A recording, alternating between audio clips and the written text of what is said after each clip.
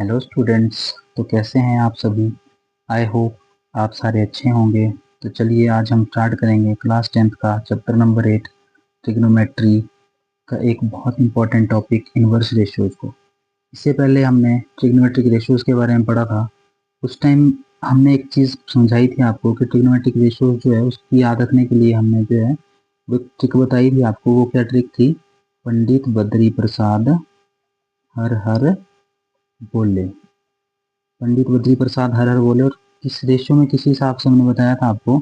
Sign, cos, tan, cosecant, secant, cot.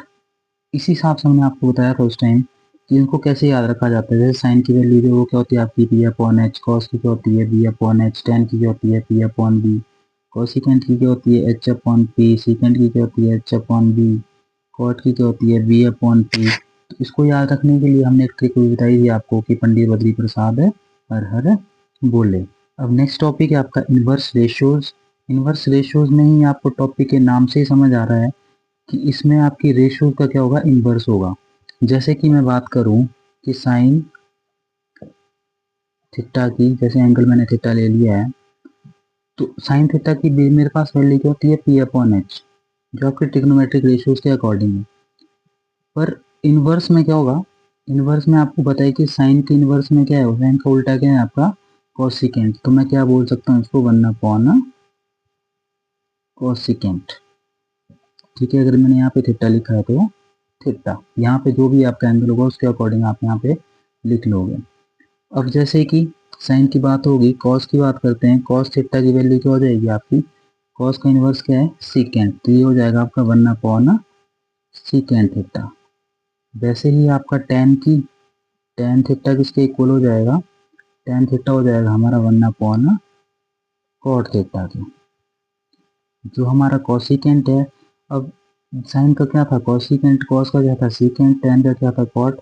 तो यहाँ पे कॉसिकेंट का भी क्या होगा साइन, सीकेंट का क्या होगा कॉस, कॉट का क्या होगा टेन। इसके अकॉर्डिंग हम इसको लिख देंगे। जैसे यहाँ पे कॉसिकेंट थीटा का क्या हो जाएगा 1 अपॉन साइन थीटा।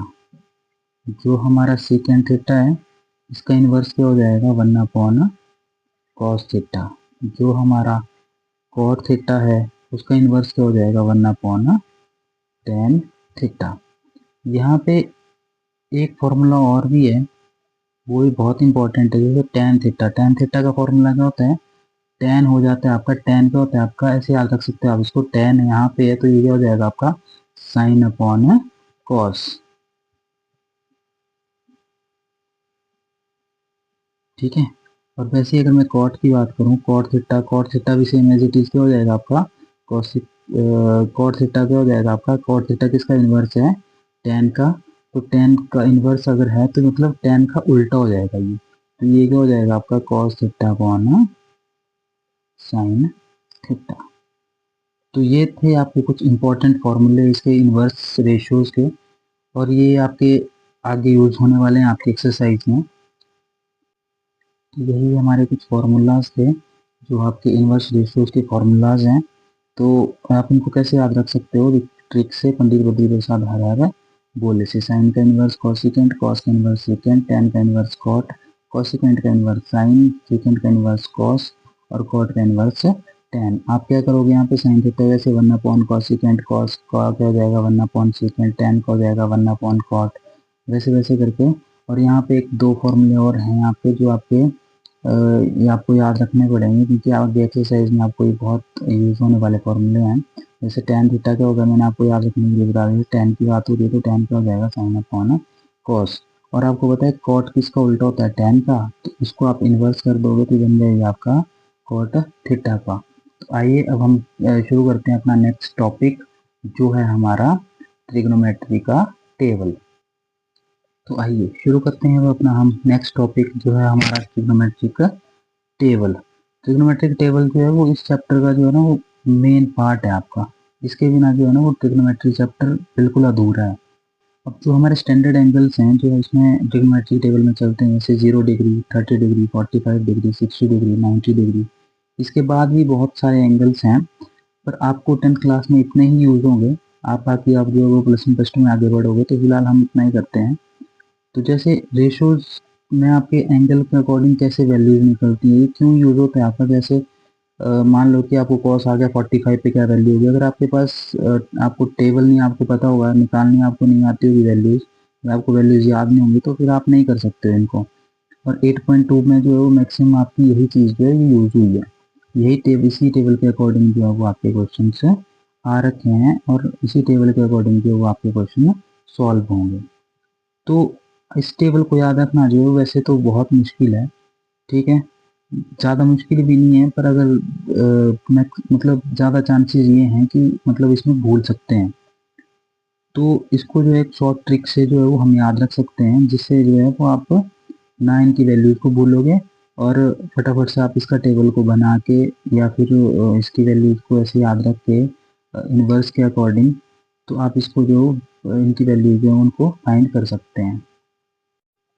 तो आइए फ्रेंड्स सीखते हैं हम कि कैसे जो है वो हम शॉर्ट ट्रिक से जो है वो इनकी वैल्यूज को फाइंड कर सकते हैं। तो जैसे कि इसमें दे रखा है आपको कि एंगल है हमारे पास 0 डिग्री, 30 डिग्री, 45 डिग्री, 60 डिग्री और 90 डिग्री। जैसे अगर मैं साइन की बात करूं, साइन जैसे थीटा पे ले लेता हूँ मैं, साइन थीटा पे कितना आएगा आपका। तो इसको याद रखने की शॉर्ट ट्रिक ये है कि जैसे आपको याद रखना पड़ेगा कि शुरू कहाँ से हो रहा है आपका, 0 से। तो 0 के बाद क्या आता है 1, फिर 2, फिर 3, फिर 4, और उसके बाद हम देखेंगे कि लास्ट में क्या आता है आपका 4। तो हम क्या करेंगे, 4 से सबको क्या कर देंगे, डिवाइड। अब डिवाइड कर दिया हमने, अब सबके ऊपर क्या लगा देंगे, स्टेप 3 आएगा आपका, सबके ऊपर हम लगा देंगे अंडर रूट। अब देखो साइन की बात हो रही है, तो साइन जो है वो आपका 0 पे कितना आएगा, 30 पे कितना आएगा, 45 पे कितना आएगा, 60 पे कितना आएगा, 90 पे कितना आएगा, वो यहाँ से आपकी वैल्यूज निकल जाएंगी। अब जैसे कि आपको पता है 0 का अंडर रूट क्या होता है, 0, और 4 का अंडर रूट क्या होता है 2, तो 0.2 वो क्या आ जाएगी आपके पास वैल्यू 0, और यहाँ पे भी क्या है आपकी 0। अब उसके बाद नेक्स्ट आते हैं 30 डिग्री पे। 30 डिग्री पे आपका क्या होता है, 1 का अंडर रूट करोगे तो क्या आएगा 1, अपॉन 4 का अंडर रूट करोगे तो क्या आएगा 2, तो 1/2 किसकी वैल्यू आ जाएगी आपकी 30 डिग्री की। 45 पे आते हैं, 45 पे जब आपको पता है 2/4 है, कट के क्या रह जाएगा आपका 1/2।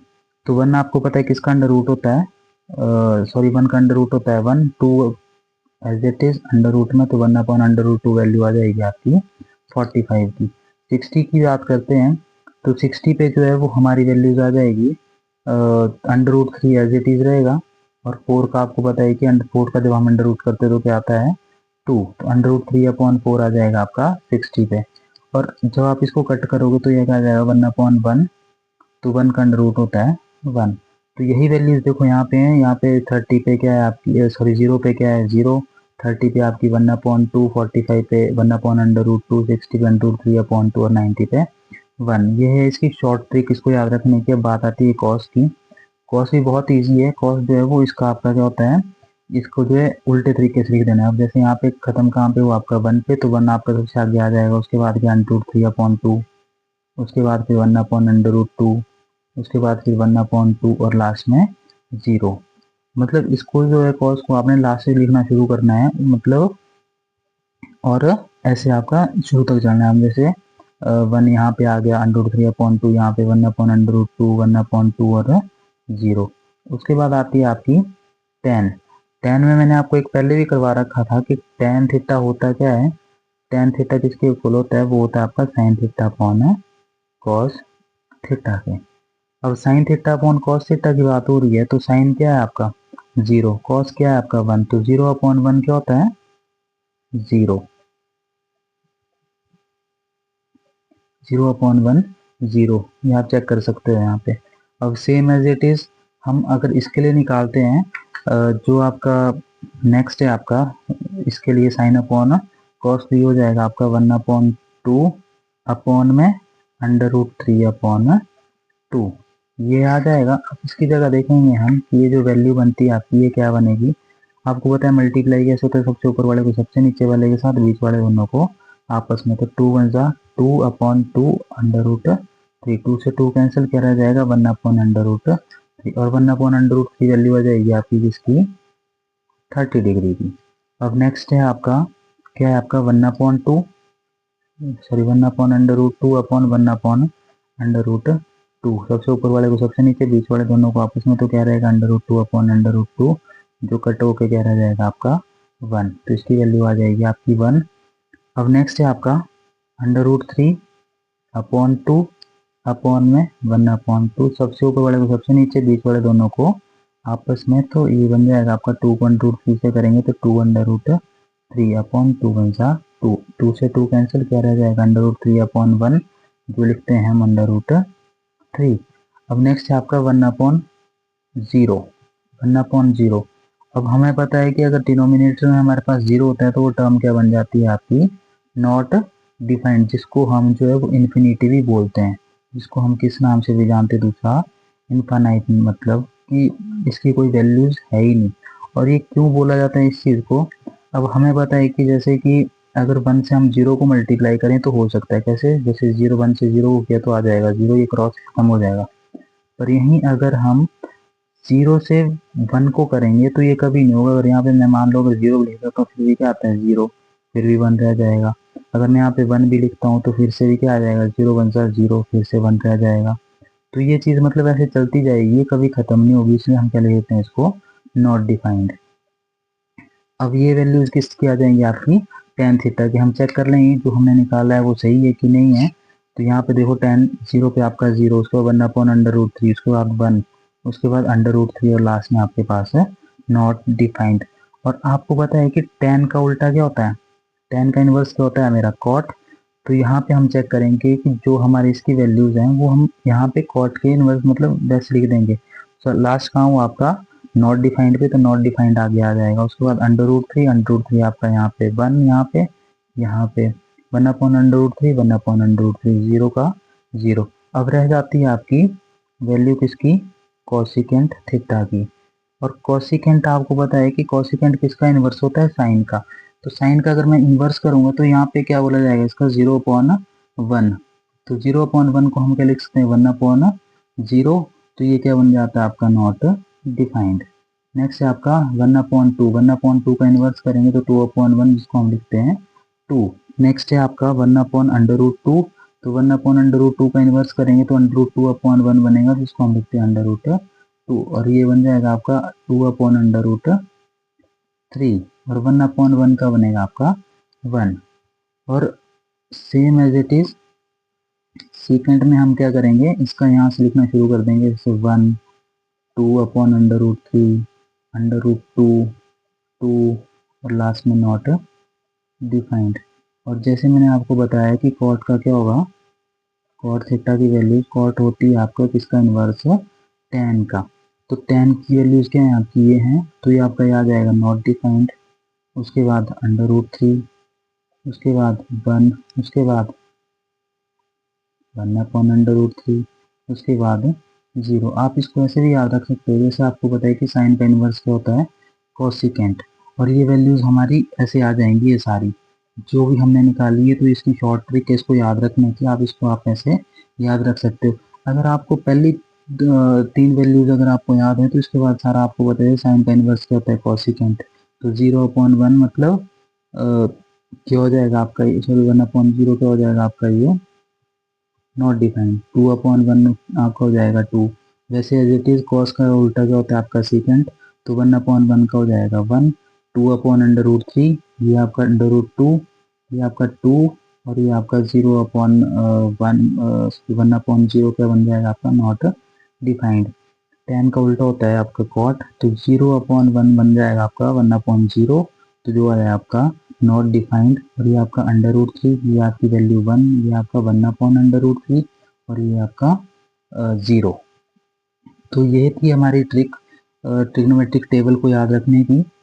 तो आई होप कि आपको अच्छे से समझ आ गई होगी, और अच्छे से ट्राई करना आप इसको, ताकि आपको और अच्छे से समझ आ जाएगी। जितनी प्रैक्टिस करोगे उतनी ज़्यादा जल्दी आप जो है इस ट्रिक को जो है वो सॉल्व कर सकते हो। तो आज की वीडियो में इतना ही, तो मिलते हैं हम अपने नेक्स्ट वीडियो में, जिसमें हम करेंगे क्वेश्चन एक्सरसाइज 8.2 के। तो तब तक के लिए धन्यवाद।